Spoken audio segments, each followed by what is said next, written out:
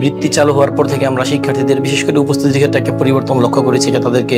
উৎসাহিত করেছে শিক্ষা প্রতিষ্ঠানে উপস্থিত থাকতে, বা অনেক ক্ষেত্রে পড়াশোনার মানের ক্ষেত্রেও ব্যাপারটা প্রভাব ফেলে। তো এখানে তো আসলে শিক্ষার্থীদেরকে কিভাবে চুজ করা হয় ব্যাপারটা আমরা আসলে জানি না, এবং বর্তমান বিশ্বে আসলে প্রত্যেকটা ব্যাপারই প্রতিযোগিতামূলক। সো আমি মনে করি যে যদি একটা প্রতিযোগিতার মাধ্যমে আমরা শিক্ষার্থীদেরকে বাছাই করতে পারি, সেটা অত্যন্ত যুক্তিসঙ্গত এবং যুগোপযোগী সিদ্ধান্ত হবে। এক্ষেত্রে অনেক অভিভাবক যখন মনে করে আমার একটা সন্তানকে আমি পড়ালেখা করালে একটা আর্থিক সহায়তা পাচ্ছি, ওই ক্ষেত্রে এটা তাকে কিছুটা প্রলোভিত করে যে ভবিষ্যতে শিক্ষা জীবনে যদি তাকে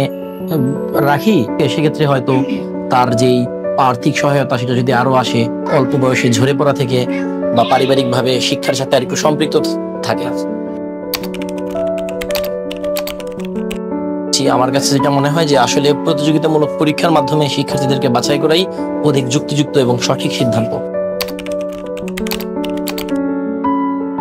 আমি মনে করি অনুষ্ঠানটা যদি আরেকটু বড় পরিসরে করা যায়, আরেকটু বেশি সাংবাদিকদের জড়ো করা যায়, এবং